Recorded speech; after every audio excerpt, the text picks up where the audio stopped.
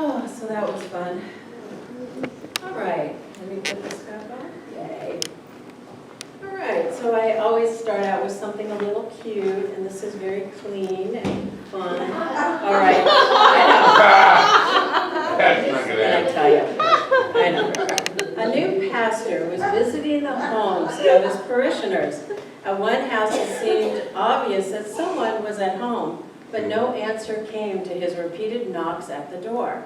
Therefore, he took out a card and wrote Revelation 3:20 on the back of it and stuck it on the door. When the offering was processed the following Sunday, he found that his card had been returned. Added to it was this cryptic message, Genesis 3.10. Reaching for his Bible to check out the citation, he broke out in gales of laughter. Revelation 3:20 begins, behold, I stand at the door and knock. That was his message.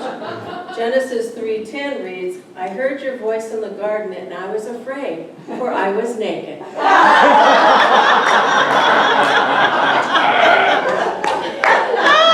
That's good.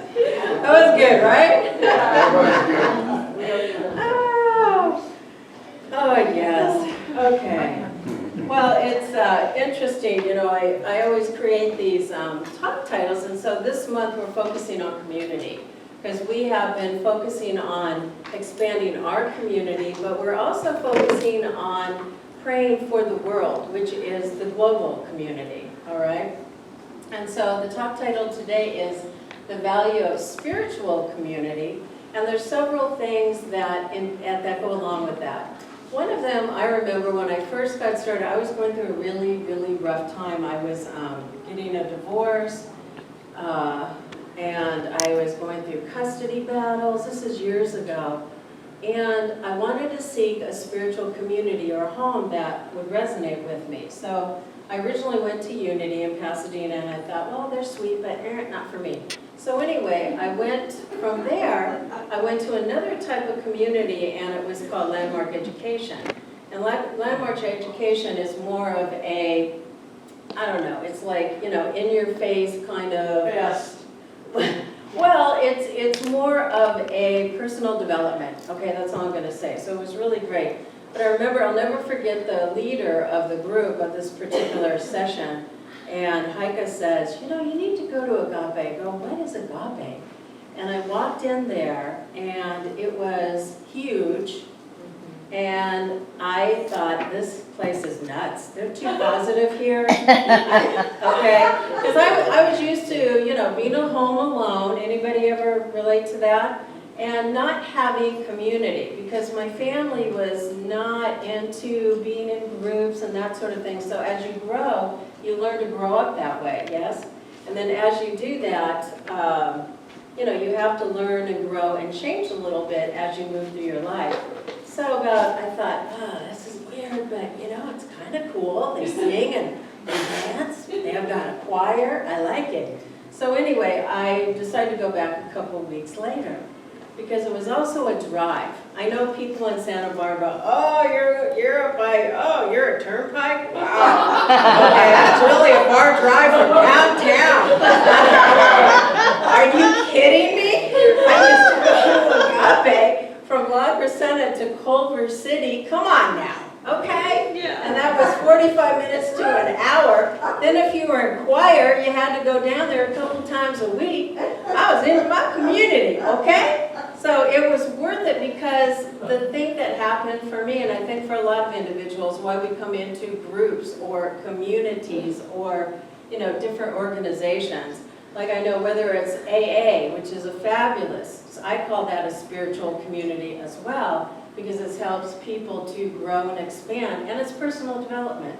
So I love that they've done that in that organization. In this organization, it's the same way. What we do, we talk about the teachings, you know, on Sunday, but we also talk about the teachings during classes, and it helps to develop you. But as I was thinking about what happened during that time period when I first got into community, is that it helped me to grow as a person. And I don't know about you, but I'm sure you've all had that experience in different groups. It could be a meditation group, a satsang group, it doesn't matter. It matters that you have the support of those individuals. We had somebody here that when I first came in here, I don't know, maybe it's 12 and a half years ago, Dick Knob. And Dick was, vibrant, and he walked in during a time that was a struggle in his life. And I walked up to him and I said, oh, welcome, like one of you, you're new today. And he says, oh, yes, and I lost my wife several months ago, and I just can't get over it. And I said, well, I just so happen to be reading the Grief Recovery Handbook. It's in my car. Oh, let me go get it to you, and I'll give it to you. I said, so Dick, please, would you just go through it? And what's profound about it is it has you go through the timeline of your life. And we don't grieve. We don't do that for ourselves. And what community helps us to do is to be able to grieve, to talk to other people, maybe get prayer about it, whatever you need to do. I was thinking about this as I was thinking about grief and about how community supports that. There is a author named Patrice Melodama-Somé, and he wrote a book, and he wrote about in Africa what they do when somebody dies, and this is how community supports the individual who has lost their husband, their child, somebody in their family. And what they'll do, one person will be assigned to them, and they run. They run and cry and scream, and they run and cry and scream.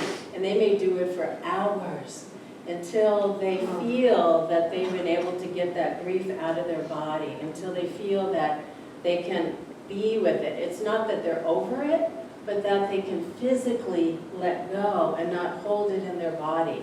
And that's the importance of community, and he'd continue to talk about that.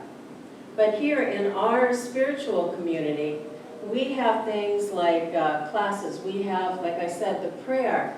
And it is for the support of that. Whether somebody's going through a divorce, whether somebody's going through a physical problem. Several practitioners here have had issues physically. I know Douglas went through it, and I know Dara Lynn. And it's that, how did that help you guys be supported, right? And you felt that there was people praying, and I know we did for Douglas, and we weren't with you at that point, Dara Lynn, but I know your community supported you, right? Yes. And I think the power of that is what helps us shift and grow. It really does. The other thing, and I'll never forget, this was, when Roxy first got here, and she probably remembers this, and I think it was Bev and you, right? Yep. So we were in class, and Intervention. Roxy was really upset, because part of grief is that you get really angry. Why did she have to die? Why? And they get very upset. So she was really upset. I'm not going to say the other word. She was angry, all right? And she walked out of here, and Bev and Denise and I look at each other, and we go get her. Go get her. She's just going to hunker down in that house and be all angry and have that pissosity all by herself. And I said, that is not healthy. It is not healthy at all, because she needs the community to support her. And we all felt it, we all knew it, and that was a turning point for Roxy. And you hadn't even changed your name yet, had you? No. So now she went from Angela to Roxy Angel Superstar, okay? So that's the power of the spiritual community, right? Yeah, I know.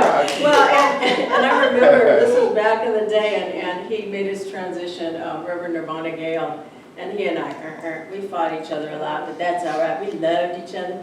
And so he was one of the assistant ministers over at Agape, and during the first part of prac training, he says, okay, now's the time. Anybody want to change your name? And I went over to White Eagle, because I was doing all these sweat lodges and stuff, and I said, what's my Indian name? And so we did the lodge and all this, and then afterwards she says, oh, it's Maryum Christo. I go, what? White feather. Red deer. Come on, I want something cool, Maryum Christo? And then I realized, right? We're in an Indian sweat lodge. Come on now. And so she gives me this name, and I'm like, all right, And what it really means though, and I finally got it later, Maryum or Mary, the divine feminine, and Christo, the divine masculine, okay? So it was really a balancing of the masculine and feminine within me. Well, I didn't take on the Christo part, but I took on the Maryum part, so what can I say? But anyway, yeah. Not yet. You get Yeah, balance. yeah, so I'm getting there, and I'm still working on it. But anyway, so that's, for me, you know, there's a lot of stories around that, and it's interesting. The other part of spiritual community, you don't want to hear this, but it's going to happen. You're going to have some people that are just going to work your last nerve, okay? And you, oh, that person, I don't like them,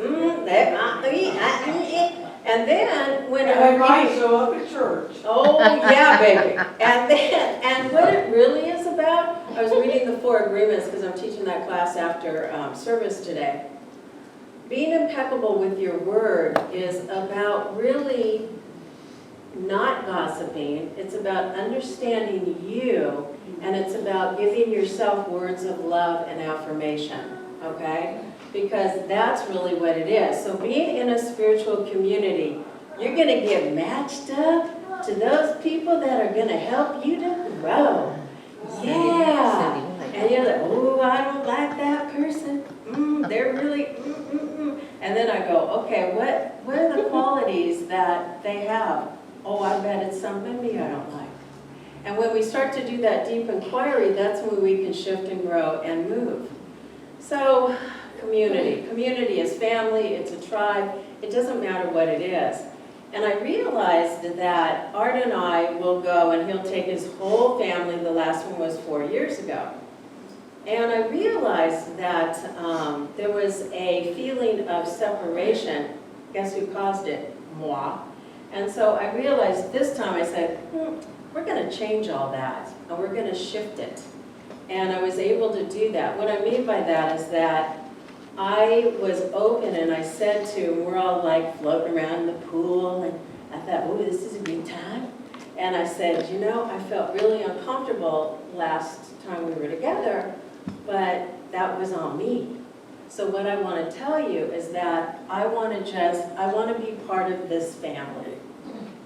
I want to feel like, even though Art and I aren't married, we've been together 16 years. Come on now, okay? Wow. And so it's really about embracing them as my family. And then I noticed it again as they were taking all the family pictures, and there's pictures, and I thought, it's up to me or it's up to you to make that shift in the community, in the family, whatever you want to do.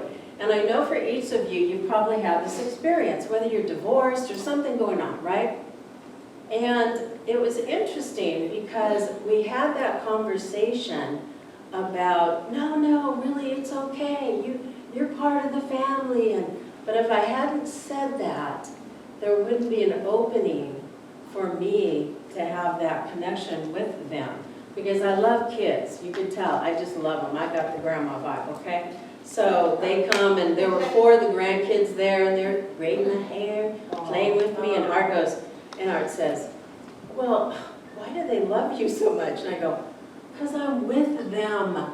It's like anybody. If you're present to them, if you accept them the way they are. This is adults too, guys. So it's not just children. It's not just kids. It's that we listen to them, we look at them, and we play with them, right? Yeah. And that's all we all want. We want you to play. We want you to be part with us. And that's part of the spiritual community too. We want you to play and service. Get up and dance. Go for it. We don't care. We're not working on our moves, okay? So it's really about just embracing who you are. So after I did that, you know, and his son is a psychologist, I go, oh, this will be good, you know.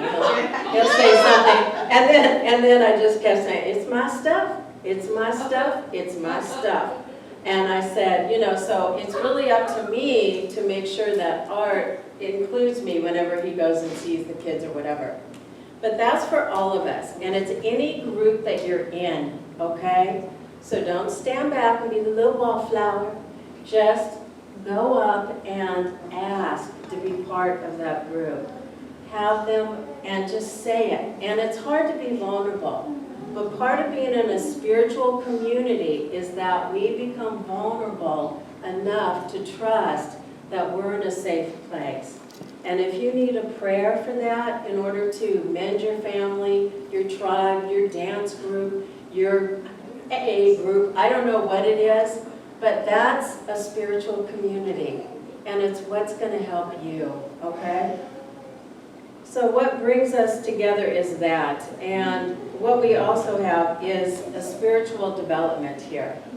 And I want to do a video, and I think I'll probably still do it, is that when we gather together, Jim knows this, he's a spiritual teacher, Jim Drieger, and what happens is that when we gather, we're talking about truth, we're talking about spiritual things, that energy, there's a vibrational frequency that's healing you right in this moment.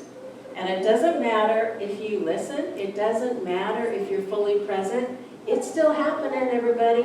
It's still working. And I talked about this 2 weeks ago about creating spiritual insulation.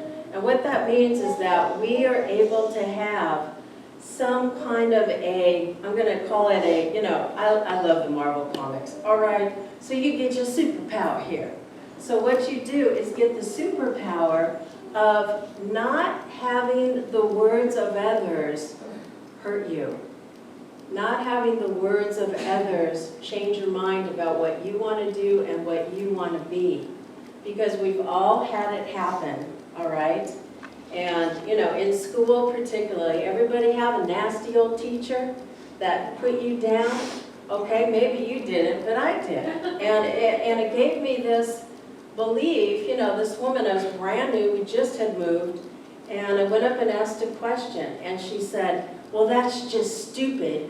You need to just read that and go sit down. I'm an introvert. I'm an extrovert, introvert now. But what happened is that I made a decision that I was never to ask questions. Don't take things personally. And don't take things personally. But as a kid, you take it personally. So part of that is be aware of our words and what we say to each other. Part of that is that we allow ourselves to really believe what we believe. And if somebody's being nasty or mean to us, don't take it in. Just go, hey, send them love and light. And that's really it. Send them love and light. And that's part of a spiritual community. I call them bubble eggshell. Call it what? Bubble eggshell. Bubble eggshell. Oh, so you put a eggshell bubble around you, all right, everywhere you go. Rainbow color. Oh, rainbow color. I like that even better. But what happens is when you're in this group and when you're in a community like this, it helps you to shift and grow and change. It helps you to be more awake and aware to what you desire in your life. It helps you to have an awareness that, oh, that's me. It's not them. It's me. Because everything is me. It's not them. Everybody outside of us, we call it the illusion. Everybody outside of us is a mirror. And if they're reflecting negativity onto us, guess what? That's coming from me, baby. And so then I have to go I got some judgment there. Ooh, there's some anger. And so it's finding those things and then being able to shift them. That's what I'm saying. We write the affirmations. We write the spiritual mind treatment because then we're able to shift it as we go. Now there's layers that we are going to have to unveil in order to shift it. But that's really it. So being in a community like this, we get support, we're able to develop spiritually, and we're also able to grow exponentially rather than doing it at home alone. Whether it's Thich Nhat Hanh telling you this, the Dalai Lama, Ernest Holmes, it all works that way. So I wanted to close with some quotes I found on community. There is no power for change greater than a community discovering what it cares about. and we looked at our community here, and what we cared about is bringing more beauty into this space. So Barbara and Roxy, and by the way, let's acknowledge, you did this, right, Roxy? What? This. the Oh, altar. I used what was on hand. It doesn't matter. So, but how do y'all like this altar that she created? Yeah. Because one of the gifts that has, and that's the other thing, your gifts will start to shine as you're in community. You know that, right? So another quote, this is from Helen Keller, "Alone we can do so little, together we can do so much." And then this is from Coretta Scott King, Martin Luther King's, I believe, wife. "The greatest of a community is most accurately measured by the compassion actions of its members." So with that, the last thing that we do at Center of the Heart is that we give to the local community. We do the food drive. We do Community of Friends during the Christmas time and give to the low-income kids. There's 2 or 3 other organizations that we give to from what we are given, because we believe that as we tithe into the community, it comes back to this community.